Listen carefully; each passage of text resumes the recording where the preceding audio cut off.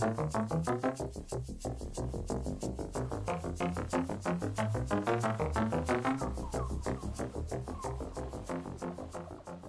super psyched to be here. It's really, I don't know how to say it. It's like it was reminding me of gatherings and conferences and cons and pagan fests and weird drug weirdo collectives in my past. I mean, I feel this strong sense of the tribe is in the house, and I'm seeing, friends I expected to see, friends I didn't expect to see, already making new friends, and there's this real sense, this marvelous sense of the tight-knit, weirdo underground, which is really inspiring, and I'll talk more about what's going to happen with this in a little bit. But like everybody else, I can't help but talk a bit about my own first encounter with Robert Anton Wilson. Wilson's one of those people that I reread, and I've been rereading him because I just completed a PhD program after being a lazy freelance writer for a while. I decided to go be an even lazier graduate student because you don't have to work. It's great, and at least so I am writing, about Wilson for my dissertation, my PhD product, and now I'm kind of gussing it up into a publishable book, which is going on. So I spent a lot of time with Bob's stuff, and it made me reflect on how much it influenced me because of when I first encountered it. So I grew up in California. I was a teenage drug user and a weirdo, mystic, deadhead kid. And somehow or another, I managed to get into Yale. So I spent my first year at this alienating, bizarre, highbrow. I'd never encountered. There's these weird, and I think that I'd hang out because every school in the '80s they had drug users and deadheads and stuff. But I couldn't handle the deadheads there because they were all from prep schools. So they were from like Eastern prep schools, and they had this weird kind of hermetic way of being freaks that I just couldn't deal with because I'm from like California where you're just like out in the open and you hang out with the surfers. It doesn't matter. It's not pretentious. Anyway, so it was kind of a weird experience. But the summer after my first year in the East Coast, I moved to Berkeley for the summer. First time I'd lived in Berkeley, I'd visited Berkeley. And I was staying with my high school girlfriend. And she lived at the notorious Barrington Hall. Anybody here? If you have people we got some familiar, some heads are nodding. Yes, indeed. So Barrington Hall was one of the student-run co-ops that still exist in Berkeley. But at this point in its history, it was sort of at this really grotty tail end of a kind of countercultural takeover that had happened in that particular building, many years before. And it was extremely strange place. But it had that rich density of the 70s counterculture. It was like all the walls were covered with, crazy graffiti and weird, science fiction, images, and the carpet smelt like bong water, cat piss, unnamed, mystical unguent, and you'd hear kind of cries in the distance, and it was like, is that sex? Is it a ritual? Is it animal being slaughtered? And there was one guy I knew who was this extremely intelligent fellow from New York City who lived in a closet. So you'd open the door, and he had built like a little shelf, and he had all his weird, William Burroughs books, and he had his spoon. He was a junkie hanging right there, and he had a tarantula, and he would just sleep like this, So it was, in any case, it was a very strange place. And it was this summer that I discovered in, one of the wonderful bookshops existing then. I mean, there's so far fewer of them today. The Illuminatus. So I started reading Illuminatus, and then I started reading Crowley, and that was also the summer that I discovered Philip K. Dick, who ended up being like a very important person, wrote a lot of stuff about, who's also in my dissertation. So I really went into this kind of mindfuck thing right off the bat. And the summer I won't go into detail, but it got weirder and weirder and weirder. And then there was kind of this sort of, and I don't know where this came from, a natural response, a kind of stepping away from the abyss of synchronicities and nefarious possibilities that were opening up as the summer went along. But there's one phrase that when I think about Barrington Hall, and it kind of relates to some of these ideas about conspiracy and this two-edged sword between dread and agape that we're talking about, this, which is part of the line that we're walking, the tightrope that we're on, is there was a big graffiti outside of Barrington Hall that was, "Those who know do not say, those who say do not know." Now, when I first read that, which was in Lao Tzu, it sort of has a kind of a, hey, there's this kind of secret, just don't talk too much, like just get into the Tao, man, just get into the flow. But in Barrington Hall, it took on far darker implications. There was something that people knew that I didn't know, and it became very twisty. So it's that weird way that this kind of open, sort of ended, flowing thing can sort of flip-flop into a very dark scenario and then go back. And that sort of was already a kind of teaching. And I say all this because it was at a point in my life where I could tell that I could sort of go on that ride. I could go into a more underground world, but I still had this thing, so I go back to school and whatever. But what was interesting, in retrospect, I realized that the virus was already in me. It just that it expressed in a different form, which was by becoming totally obsessed with postmodernism.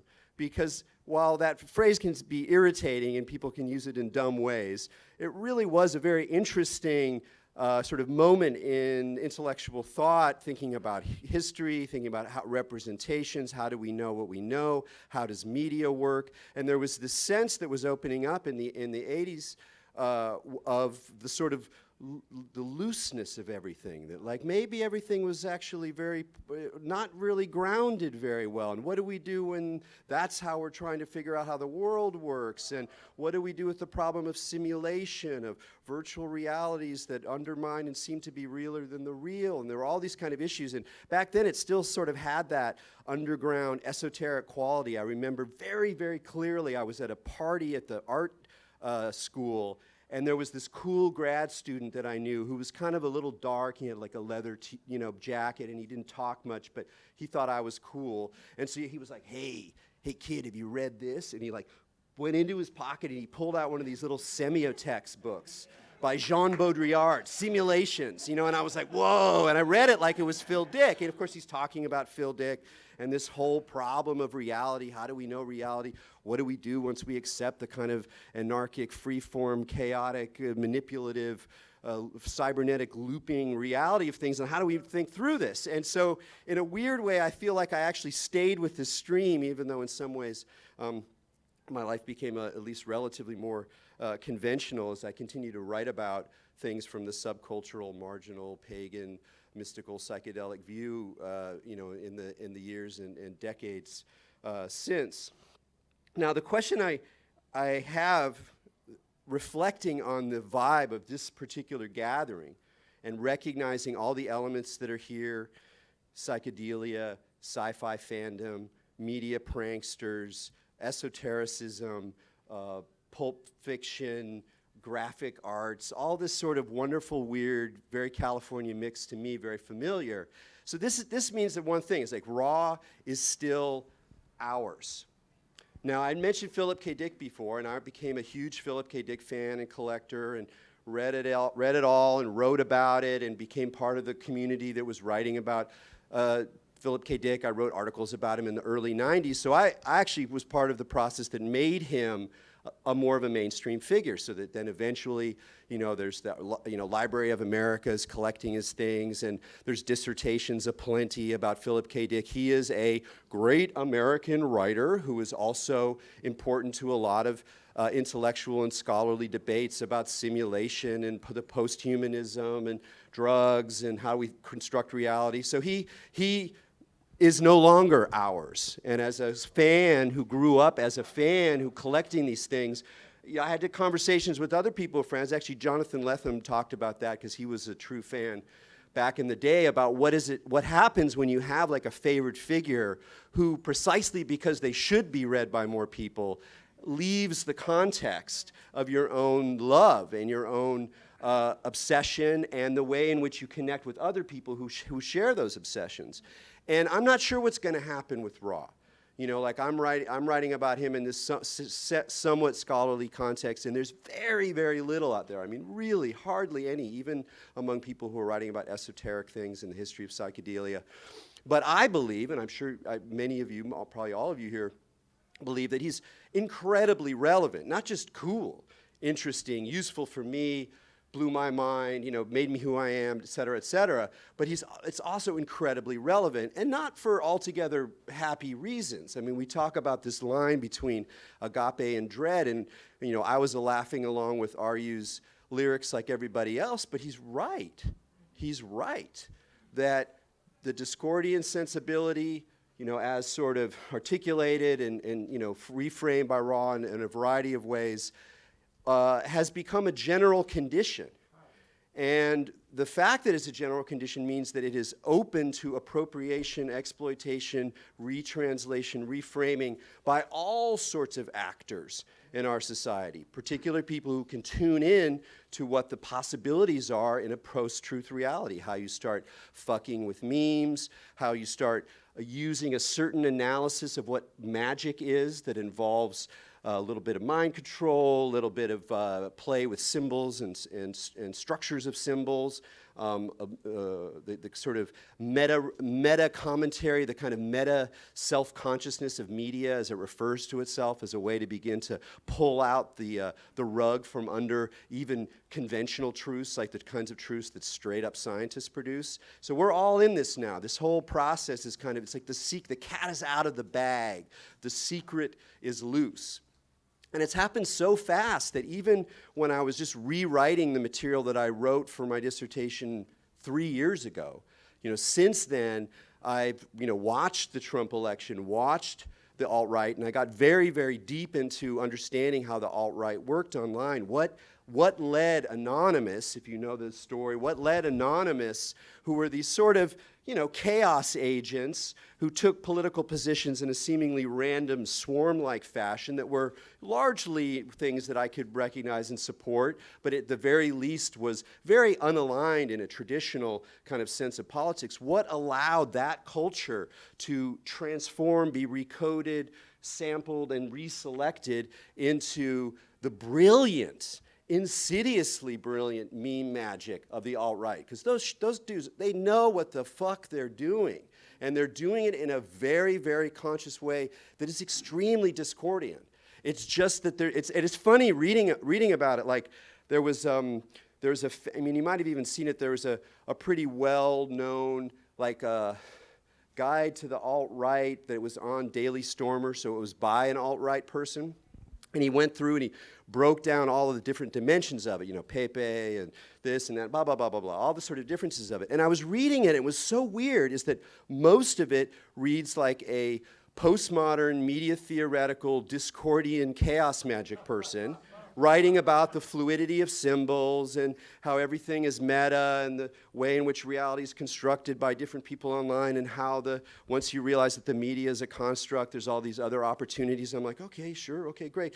But then there were always these moments where the irony would stop, the self-consciousness would stop, and there would just be pure racist shit.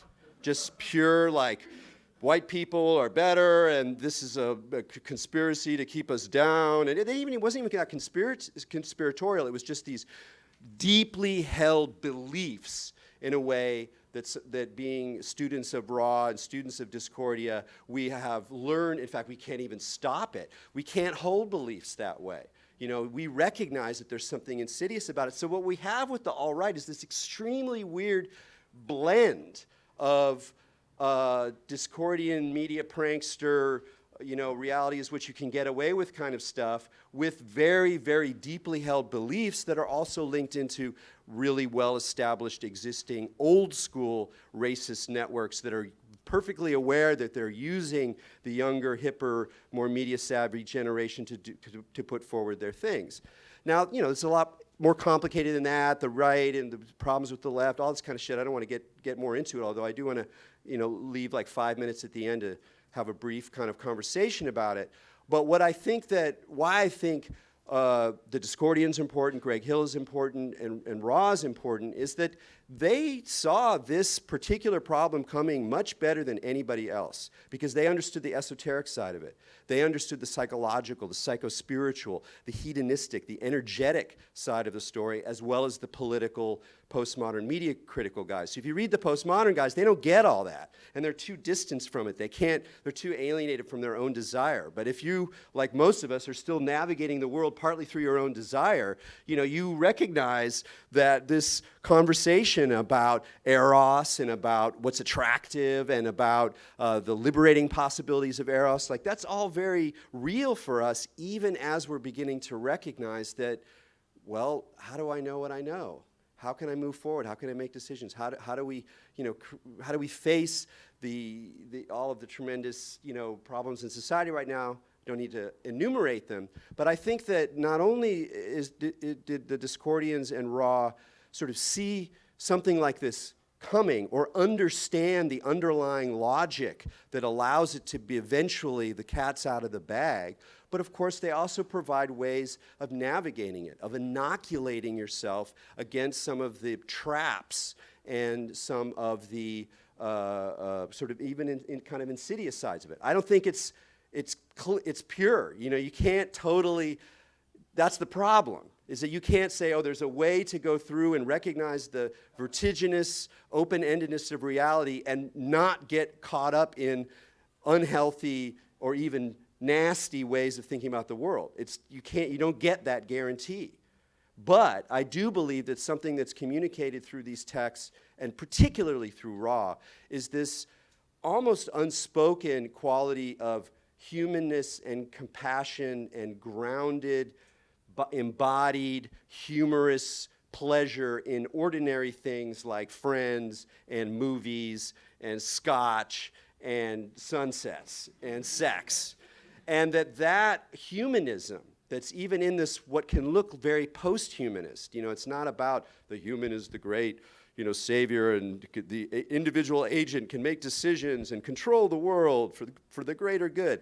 That story's fucking old, and it's just running like a empty myth now. We're loosed into the postmodern feedback loops of not knowing if our own psychologies are already imprinted with all of these memes that we don't have responsibility for. How do I make decisions? How do I know? We're in those loops, and yet there's still this call towards connection, towards a very kind of grounded, even reasonable sense of moving through the world. And when I read Raw now, when I read this stuff now, I look almost at the opposite of the elements that I looked at when I was a kid. Because when I was a kid, it was all about the weird shit, the weird possibilities, the open-ended madness, the not knowing, the ecstasy of confusion, that line between dread and agape. And now I look at, that's pretty reasonable, actually. No. Oh, I see. You're kind of coming back to the body here. Oh, wait, you're recognizing that all of our abstractions can be useful, but as soon as we actually try to plant ourselves in our abstractions, we get screwed up. Well, if I'm not in my abstraction, where am I? I'm in the body. I'm in ordinary reason, just trying to get through the day. That seems dumb. That person seems like they have a clue. There's actually a very grounded sense of, a playful sense of that we can understand things together and individually. And that's the part of it that I feel even more than anticipating and foreseeing both the traps and the possibilities of this liquid reality we're in, or liquid realities, this multiverse, this pluriverse, where there's multiple ways of looking at it, because it is multiple. It is multiple. And that's the thing that I think most people haven't quite gotten to, because you're like, the idea is that, oh no, there's one reality out there, but we can't know it because there's all these different stories about it, and we're lost in these different stories. But what if it's just that the multiple stories are reflecting that the thing itself is multiple, that it's pluralistic, it's moving in different directions at the same time in different ways. So we're actively involved in that co-creating process, which is why the way we react to the kinds of conundrums that Ra introduces to us. How do we get through Chapel Perilous? All of those things have profound consequences because we're part of the unfolding process that lies behind this multiplicity of stories. So I really hope that we do lose Ra, that Ra is no longer ours in some sense. I mean, of course, it's always ours just from our own lives and our friendships, but I hope that it goes out, and I think it will. And we're in an interesting place to sort of let that process happen and try to encourage it with and all that we've already heard about, all these wonderful publishing and archive things. Wanted to mention one thing that Adam had mentioned that's a sign, maybe a little bit sign of moving a little bit towards greater recognition is how the Discordian archive has been, looks like it's going to find a home at the Bancroft at Berkeley.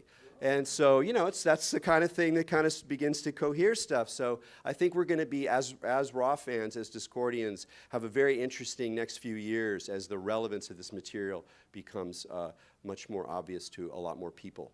So I've got like 5 minutes left, but I throw a bunch of ideas out there, and I like to do that in a kind of sloppy style because then I never know what's going to come back. So any questions, thoughts? What do you want to?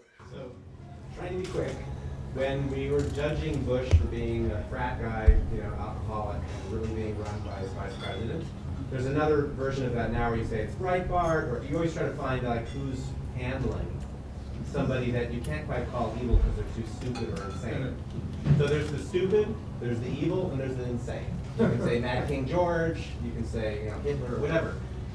I think a lot of the thing that happens when you're reading Ra is you're trying to decide, is this conspiracy well controlled, or is it this kind of Cthulhuoid, like swarm that has no core, which is the homo version usually. Yeah, exactly. And I think it's kind of incumbent upon us to somewhat decide.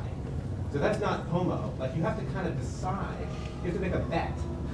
Like, if I'm going to say that the world's going to hell in a handbasket, you still need to say, like, what flight it's taking. You know what I mean? Like, is it going because there's just the circle right. Not holding, or is it actually, being managed by some Ponzian league or whatever, Yeah, I think there's somewhere in between those two in the sense that,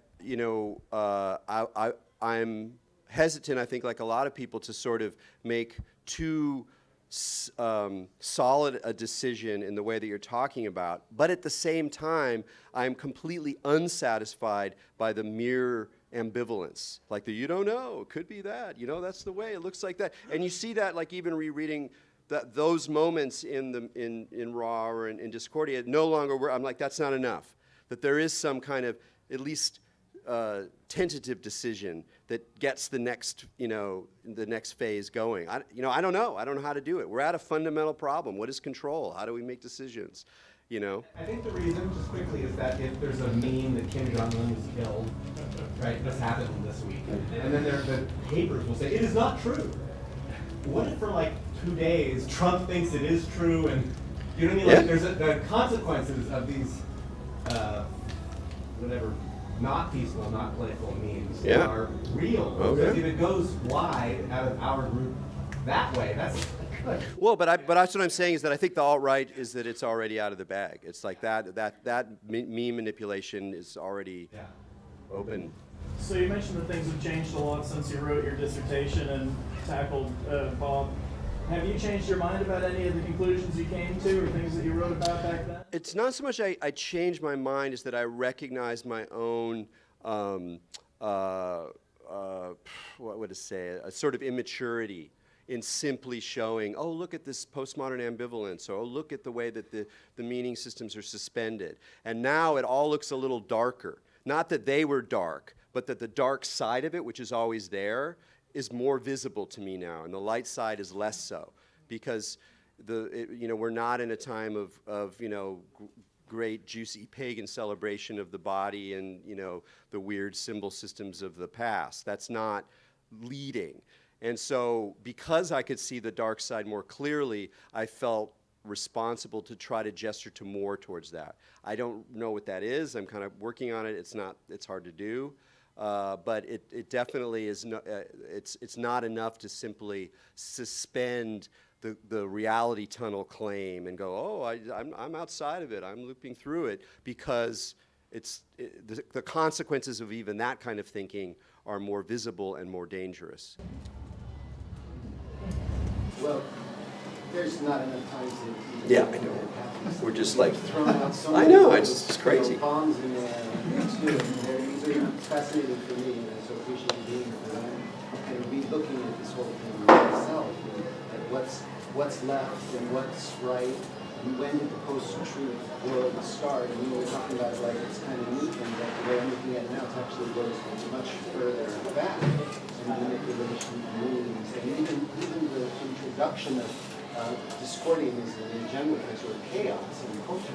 You know, where did that stuff come from? And some research that I've been encountering about the very earliest days and the principal people of the psychedelic movement and what were their sensibilities or and that's why I knew a lot of these people. You know, and it all started to shift for me a while back when I was with Albert Hoffman in '93 in Sandoz, and realizing that Albert was not like a liberal progressive thinker. He's kind of a reactionary. He's kind of a reactionary and an anti-Semite, and a kind of scary thing, very close relationships. Ernst Jünger. Interesting Yes. characters that lead into these characters like Ernst Jünger.